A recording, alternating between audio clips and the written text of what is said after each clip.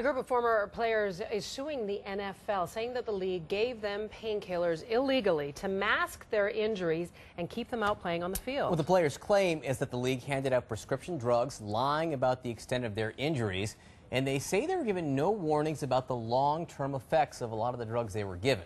Former All-Pro center Jeremy Newberry is part of this lawsuit. He says young players just don't challenge NFL doctors. If you're a 23 or 24-year-old kid and you got a doctor that you trust, you got a team of trainers that are paid by this team to take care of you, and it's their job to take care of you, why would you go out and get another doctor and assume that what they told you wasn't correct? Joining us from Syracuse is Tim Green. He's a former NFL defensive end for the Atlanta Falcons and New York Times best-selling author of, just 29 books, including Dark Side of the Game and New Kid. His latest is in the series is for young readers. Tim, so glad you could join us. Between all that book writing, I want to talk to you about this very notion that Newberry was talking about. Does it ring true to you? Do you think young players are probably not as willing to stand up and challenge the medical advice of their team doctors?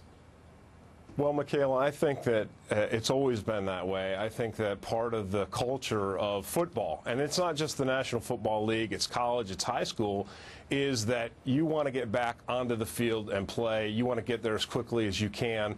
I would question doctors when I was a player, but I would never challenge them. I always presumed that what they wanted and what I wanted was in perfect alignment. That was get back on the field.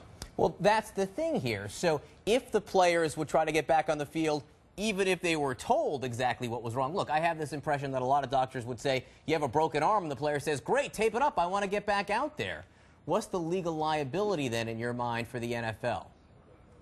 Well, John, there's a couple things at play here. First of all, when you talk about legal liability, there's two standards. One is an informed consent, and the other is fraud.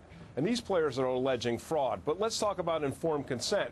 And that's where the players', culpability comes into question. And I will tell you that as a player, I mean, people talk about it openly in the locker room and then outside the locker room. You take pride in playing with pain. And I think every player has a story. I mean, mine was when I separated my collarbone from my sternum and the bone was sticking out with my skin like a pup tent. And I begged the team doctor for a xylocaine shot so that I could continue to play. Now, that doctor said, no, we're not going to give you that shot. And I think that was pretty standard as well. I saw doctors protecting players, from their own desires to get out there and play. Well, look, it's the warrior mentality and all. Yeah, we know you did because you have the warrior mentality. But also, I was thinking about the fact that, that we, the sports fan, the NFL fan, are we not to blame a little bit, too? We like the faster athletes, the harding hitting. We demand this of the game. I mean, we all support, I'm not saying to blame, but we all support this idea of the way the NFL has gone. Look, we're all in on it. We like the big hits. We like the toughness of the players who play with pain. But this suit is about something different because they're alleging fraud. They're alleging that teams knowingly withheld information or told lies about the extent of the players' injuries to perpetuate their playing. If that is the fact, if that's proven, and I have no knowledge of that, but if someone could prove that, now you have not only damages, you have punitive damages, which will be extraordinary if someone can prove that.